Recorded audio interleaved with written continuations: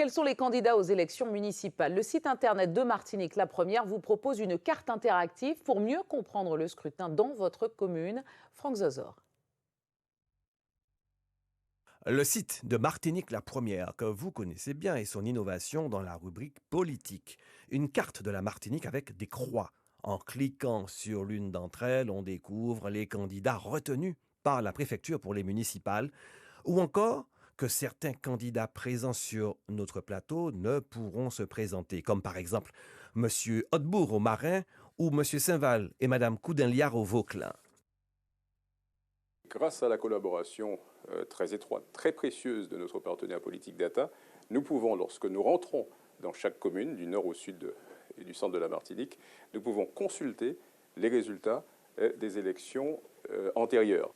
Alors ici, par exemple, nous allons sur, au hasard, le Lorrain, avec le nombre d'habitants, le nom du maire sortant et son appartenance politique, le nombre de candidats déclarés pour cette élection municipale et communautaire. Et ici, avec ces données-là, nous allons voir les résultats antérieurs, les résultats de la précédente élection. Et ici, nous allons regarder les informations des deux précédentes élections municipales, 2008 et 2014.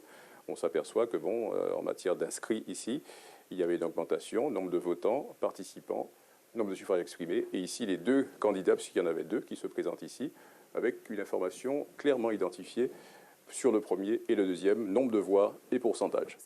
Un système informatique qui vous donne donc accès à toutes les listes et aux résultats des dernières municipales et qui peut vous permettre d'aller encore plus loin. Non seulement on connaîtra le nombre précis de candidats, encore une fois officiellement enregistrés par la préfecture, le nombre de candidats qui ne se représentent pas, le nombre de femmes tête des listes. Vous savez qu'à l'occasion de ces élections municipales, la Martinique est en train de rattraper son retard progressivement par rapport à d'autres collectivités de France et d'outre-mer, puisqu'il y a 20 femmes tête de liste alors qu'il y en avait 13 lors de la précédente élection 2014. À vous de jouer donc, grâce à cet outil, vous disposez de toute la matière première pour analyser et peut-être même prévoir les résultats. C'est sur notre site de Martinique La Première. Voilà pour le dispositif 2.0 de Martinique La Première pour les élections municipales 2020.